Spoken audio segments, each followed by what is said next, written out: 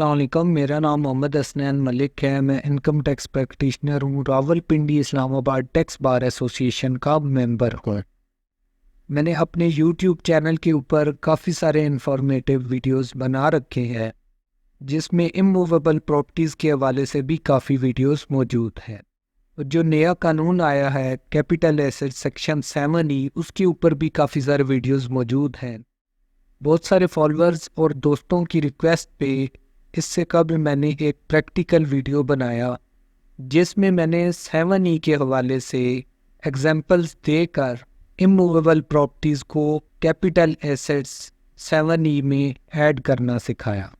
और इसमें मैंने एंड पे एक चीज़ आप लोगों को बताई थी कि सारी एक्सक्लूजन रीजंस लेके आपके पास जो प्रॉपर्टीज़ बचती हैं वो 25 मिलियन एक्सीड कर रही हों तो फिर वो एग्जाम्प्ट नहीं हो। लेकिन अगर वो 2.5 करोड़ से कम की फेयर मार्केट वैल्यू बन रही हो तो फिर वो जितनी भी प्रॉपर्टीज हैं, 1 है, 2 है, 3 है, जो एक्सक्लूजन रीजन सेलेक्ट करने के बाद बकिया प्रॉपर्टीज बचती हैं, तो वो तमाम प्रॉपर्टीज भी आपकी एक्सक्लूड हो सकती हैं।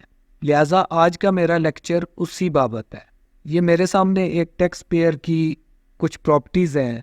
आज मैं इनको ऐड करके 1 बाय 1 आपको समझाने की कोशिश करूंगा। इनकी सबसे पहले एक प्रॉपर्टी है, ट्रिपल स्टोरी हाउस है, 8 मरले पे बना हुआ है। ये इन्होंने एक्सक्लूजन रीजन लिए कि 1 कैपिटल एसेट्स में इसको एक्सक्लूड करवा दिया जाए। ये 2,87,00,000 का इन्होंने परचेज किया था और इसकी अब डीसी रेट या फेयर मार्केट वैल्यू कह लें 1,75,00,000 रुपए बन रही है। तो जैसा कि पिछली वीडियो में मैंने आपको बताया था कि जब fair market value cost value से कम बन रही हो तो आपने कॉस्ट वैल्यू के इक्वल ही 7E में फेयर मार्केट वैल्यू इंटर करनी होती है। लिहाजा इसकी फेयर मार्केट वैल्यू उसी तरह से 2,87,00,000 ही इंटर करें। इसके बाद 2 रेंटल इनकम वाली इसकी प्रॉपर्टीज़ हैं, यानी कि एक शॉप रावलपिंडी में है जो कि 87,00,000 में परचेज की थी और फेयर मार्केट वैल्यू 45,00,000 है। क्योंकि कॉस्ट वैल्यू इसकी 87,00,000 है तो इसकी 7E की फेयर मार्केट वैल्यू भी 87,00,000 रिकॉर्ड। इसके बाद बैरियर टाउन में इसकी एक शॉप है जो कि 54,00,000 में परचेज की थी, अब वो 62,00,000 में है। लिहाजा कैपिटल एसेट 7E में भी 62,00,000 ही डिक्लेयर होंगे। इसकी एक्सक्लूजन रीज़न जो है वो रेंटल इनकम वाली आपको बता रखी है, उसी तरह से ऐड करनी है। इसके बाद इनहेरिटेड लैंड है इनके पास एक 87 कनाल। अब इसके ऊपर भी इनको एग्रीकल्चर इनकम हो रही है। चूँकि इनहेरिटेड लैंड जो है वो उसकी कॉस्ट वैल्यू तो ज़ीरो होती है, कॉस्ट वैल्यू ज़ीरो है, फेयर मार्केट वैल्यू 1,16,00,000 है। लिहाजा 7E में फेयर मार्केट वैल्यू 1,16,00,000 ही आएगी। इसके बाद इनका 10 मरले का एक प्लॉट है जो कि इनको रिटायर होने पे दिया गया है। अब 7E में भी एक्सक्लूजन रीज़न मौजूद है कि जितने भी गवर्नमेंट एम्प्लॉयज़ हैं वो जब रिटायर्ड होते हैं गवर्नमेंट की तरफ से अगर उनको कोई प्लॉट मिलता है तो उसको भी वो एक्सक्लूड करवा सकते हैं। क्योंकि उनकी कॉस्ट वैल्यू तो कोई नहीं होती, गवर्नमेंट ने उनको ट्रांसफ़र करा के देना होता है, तो इसलिए उसकी जो फेयर मार्केट वैल्यू बन रही होती है वो रिकॉर्ड करनी होती है। इसकी फेयर मार्केट वैल्यू 18,70,000 है, तो लिहाजा यही उसमें आ जाएगी। अब ये जितनी एक्सक्लूजन रीजंस इनकी मौजूद है 7,39,00,000 की, ये फेयर मार्केट वैल्यू में इनकी डिक्लेयर हो जाएंगी और ये सारी की सारी जो है एग्जेम्प्ट हो जाएंगी। अब इसके बाद इनके पास ऐसी प्रॉपर्टीज़ बचती थी जिनके ऊपर ये एक्सक्लूजन रीजंस नहीं लग सकती थी। सबसे पहले इनके पास 15 मरले का प्लॉट है इस्लामाबाद में, 1,20,00,000 का लिया, 75,00,000 इस वक्त fair market value, DC rate चल रहा है। चूँकि DC rate fair market value cost value से कम है, लिहाजा फेयर मार्केट वैल्यू आपने कॉस्ट वैल्यू के इक्वल ही रिकॉर्ड करनी है। इस तरह 8 मरले का एक प्लॉट है इनके पास रावलपिंडी में, 32,00,000 का लिया था, 24,00,000 उनकी फेयर मार्केट वैल्यू चल रही है, वो भी 32,00,000 ही रिकॉर्ड करना है। एक 5 मरले का प्लॉट है लाहौर में, 35,00,000 का लिया था, अब फेयर मार्केट वैल्यू 45,00,000 हो चुकी है। लिहाजा कॉस्ट वैल्यू तो इसकी 35 लाख ही लिखी जाएगी, लेकिन फेयर मार्केट वैल्यू इसकी 45 लाख रिकॉर्ड होगी। अब देखें, मैंने लास्ट वीडियो में आपको एक चीज़ समझाई थी कि ऊपर की तो सारी एक्सक्लूजन रीजंस आपने ले ली, उसके अकॉर्डिंग आपने एग्जाम्प्ट भी करा लिया, ठीक है। अब बाकी की जो प्रॉपर्टीज़ बचती हैं उसको आपने देखना होता है कि उसके जो टोटल करके क्लब वैल्यू है वो फेयर मार्केट वैल्यू 2.5 करोड़ से ज़्यादा की है कि कम की है। अब इनकी फेयर मार्केट वैल्यू तीनों प्रॉपर्टीज़ की क्लब की गई तो वो 1,97,00,000, उसके लिए भी एक्सक्लूजन रीज़न ली जा सकती है। बाकी तो आपको एक्सक्लूजन रीजंस बताई थी लास्ट वीडियो में, वो आप सेलेक्ट भी करेंगे और 7E में मौजूद भी हैं। लेकिन जो ऐसी प्रॉपर्टीज़ हैं जिनकी एक्सक्लूजन रीज़न नहीं मौजूद और बकिया के प्लॉट्स बचते हैं या कोई प्रॉपर्टीज़ बचती हैं, तो उनका आपने ये करना है कि जिस तरह ये कैपिटल एसेट 7E की सब क्लॉज जी में मेंशन है, where the fair market value of the capital assets in aggregate excluding the capital assets, वो कह रहा है कि ऊपर जितने भी आपने एक्सक्लूड करवाए हैं, जो मेंशन है clauses A, B, C, D, E and F, ठीक है, इनमें जो एक्सक्लूजन रीजंस मौजूद हैं आप एक्सक्लूड करा चुके हैं। इसके बाद की जो प्रॉपर्टीज़ बचती हैं डज नॉट एक्सीड 25 मिलियन, अगर वो 2.5 करोड़ से ज़्यादा एक्सीड नहीं कर रहे, ठीक है, तो आप ये सब क्लॉज जी वाली एक्सक्लूजन रीज़न ले सकते हैं। अब कैपिटल एसेट 7E में आपने एनी अदर रीज़न सेलेक्ट करनी है, उसमें या तो यही टाइप कर देनी है सब क्लॉज जी, या आपने मेंशन करना है कि fair market value does not exceed 25 million, ठीक है। अब मैं आपको प्रैक्टिकली करके ये चीज़ें बताऊंगा। सबसे पहले हम 8 मरले वाला जो इनका घर है इसको ऐड करेंगे रेजिडेंशियल प्रॉपर्टी को। जैसा कि पिछली वीडियो में मैंने बताया था, जिनकी एक्सक्लूजन रीजन मौजूद हो उनको इन ब्रैकेट आपने एंड पे एग्जेम्प्टेड टाइप करना है। और दूसरी बात मैंने आपको ये बताई थी कि ये मैंने आपको एग्जांपल देने के लिए एड्रेस टाइप किया हुआ है, आप कंप्लीट डिस्क्रिप्शन के साथ एड्रेस टाइप करेंगे। इसके बाद ये एग्जेम्प्टेड है यस, और मैं ये एस्टिमेटेड जो है ना इसमें कवर्ड एरिया डाल रहा हूँ, आपने अपने हिसाब से डालना है। अब इसमें कॉस्ट वैल्यू जो थी 2,87,00,000 थी, वो हमने इंटर करनी है।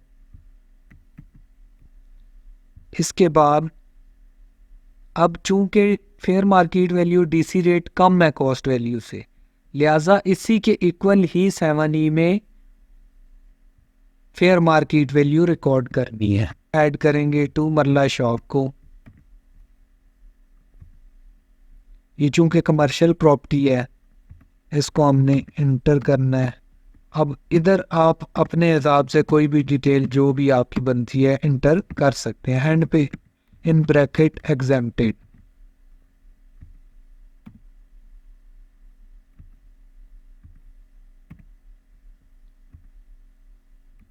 चूंकि ये रावलपिंडी की है इसके लिए रावलपिंडी सेलेक्ट करना है हमने।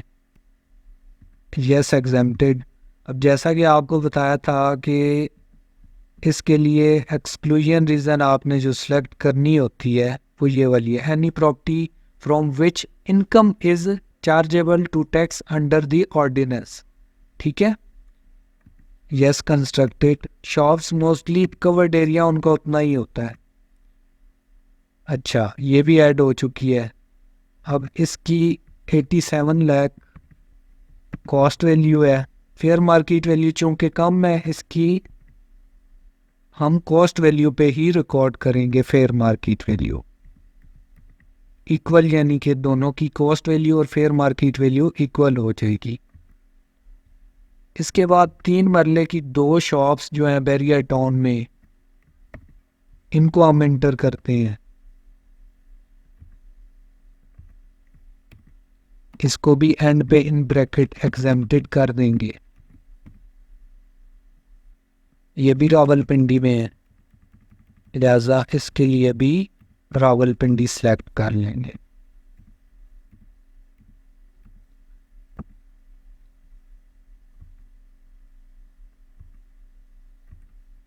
इसके लिए भी वही एक्सक्लूजन रीज़न होगी कि रेंटल इनकम हमें आ रही है, ठीक है।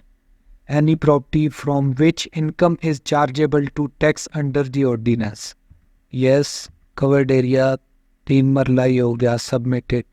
और इसकी कॉस्ट वैल्यू थी 54 लाख।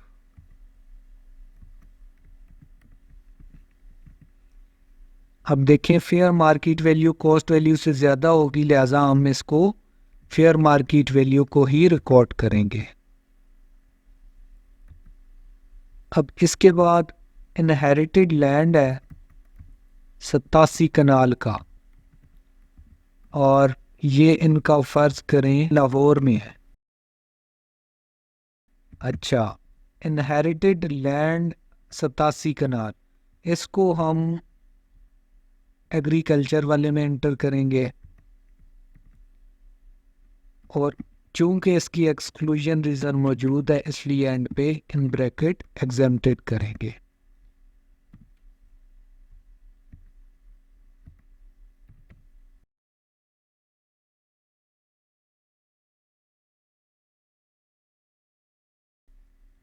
अब इसमें एग्रीकल्चर वाली self owned agriculture land where agriculture activity is carried out, इस एक्सक्लूजन रीज़न को सिलेक्ट करेंगे, क्योंकि ये कंस्ट्रक्टेड नहीं होती, नो पे क्लिक करेंगे, सबमिट कर देंगे। अब इसकी कॉस्ट वैल्यू तो थी नहीं, फेयर मार्केट वैल्यू जो है उसको डिक्लेयर करेंगे।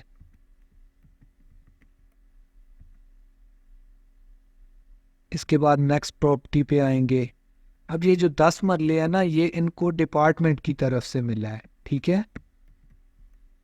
अब इसको हम ऐड करेंगे प्लॉट को,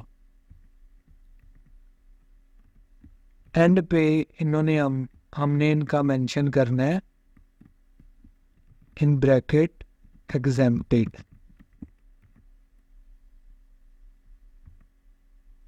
अच्छा,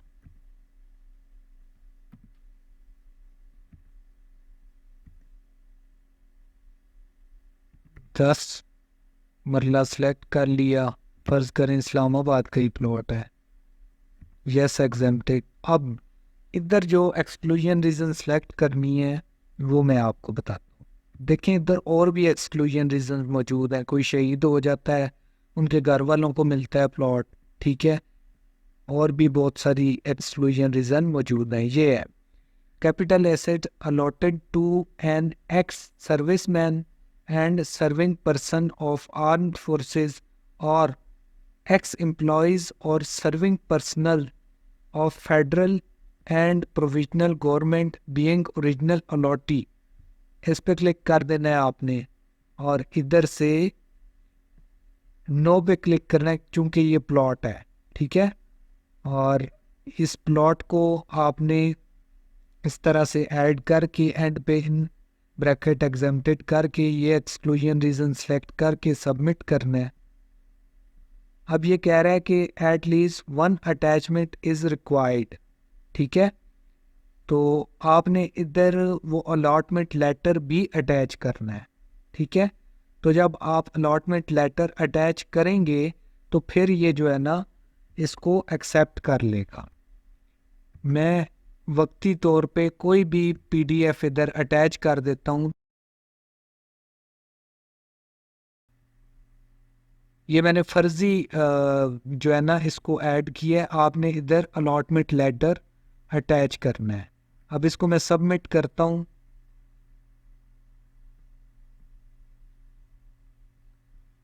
अच्छा जी, ये प्रॉपर्टी ऐड हो चुकी है, ठीक है। आपने अलॉटमेंट लेटर ही अटैच करना है और कोई चीज़ ना अटैच कर दीजिएगा।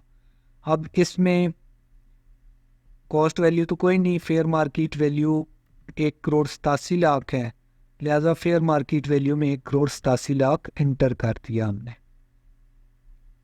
अच्छा, इसके बाद अब जैसा कि मैंने ब्रीफली आपको बताया था कि ये जो इनकी 3 प्रॉपर्टीज़ बच रही हैं, ठीक है, इसके लिए या तो आप एक्सक्लूजन रीज़न ये टाइप कर लें, या आप एनी अदर एसेट जब ऑप्शन सेलेक्ट करेंगे उसमें टाइप करेंगे fair market value does not exceed 25 million. मैं ऐसे करता हूँ कि मैं ये दोनों चीज़ें करके आपको बताता हूँ ताकि आप लोगों के लिए आसानी रहे। पहले वाली प्रॉपर्टी को ऐड करते हैं। अब चूंकि एक्सक्लूजन रीज़न हमारे पास ख़त्म हो चुकी है, अब एक्सक्लूजन रीज़न के बगैर वाली एंड वाली प्रॉपर्टीज़ जो 2.5 करोड़ से सारी प्रॉपर्टीज़ कम बन रही है, अगर ज़्यादा होती तो इनको हम एग्जाम्प्ट नहीं करा सकते थे, जैसा कि लास्ट वीडियो में मैंने बताया था। इस्लामाबाद हो गया, यस एग्जाम्प्टेड। अब रीज़न कोई नहीं आपके पास बच्ची, एनी अदर रीज़न को सिलेक्ट कर लें। अब ये कहता है इधर टाइप करें, आप ये सारी ऐड कर दें, ये आ गए, ठीक है। Is the property constructed? No. अब ये आपने इधर सारी टाइप करके ऐड कर दी। इसके बाद आप सबमिट करेंगे, ये प्रॉपर्टी आपकी आ चुकी है। इसमें कॉस्ट वैल्यू 1,20,00,000, चूँकि फेयर मार्केट वैल्यू कम है 75 लाख है, तो 1,20,00,000 ही आपने इधर भी रिकॉर्ड करनी है। अच्छा, सेकंड प्रॉपर्टी, इसमें भी वही काम करते हैं हम।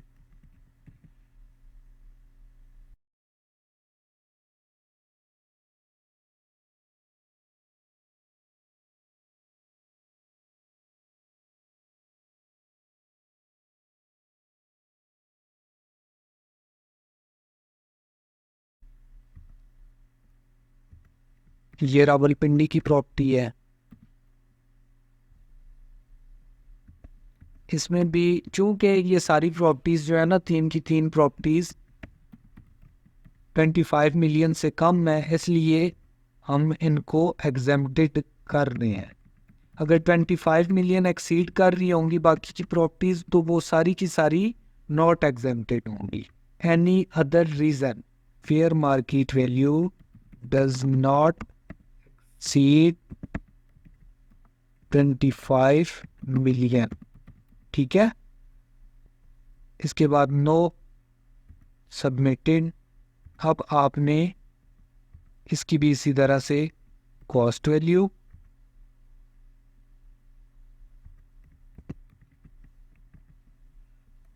अब फेयर मार्केट वैल्यू फिर कम है, लिहाजा कॉस्ट वैल्यू ही फेयर मार्केट वैल्यू में डिक्लेयर होगी।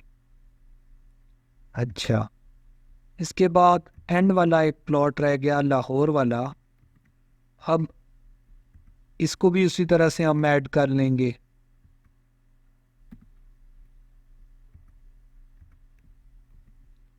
फाइव मरला प्लॉट है, exempted.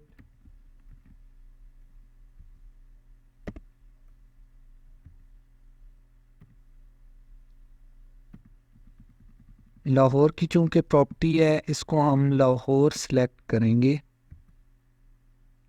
Yes exempted, yes. Exclusion reason चूँकि ये इन रीजंस में उस ऑप्शन को ऐड नहीं किया गया, हमें खुद टाइप करना होता है, ठीक है। तो आप या तो इसी को कॉपी कर सकते हैं, where the fair market value of capital assets in aggregate excluding the capital assets mentioned in clauses A, B, C, D, E, F does not exceed 25 million, ठीक है। यानी कि वो कहता है कि ऊपर जो प्रॉपर्टीज़ आपने डिक्लेयर कर रखी हैं उसके अलावा जितनी प्रॉपर्टीज़ हैं वो 25 मिलियन से एक्सीड ना कर रही हों, तो उनके लिए आप ये रीज़न ऐड कर सकते हैं। अब मैंने एनी अदर रीज़न किया, इसमें आपने जस्ट टाइप करना है fair market value does not exceed 25 million,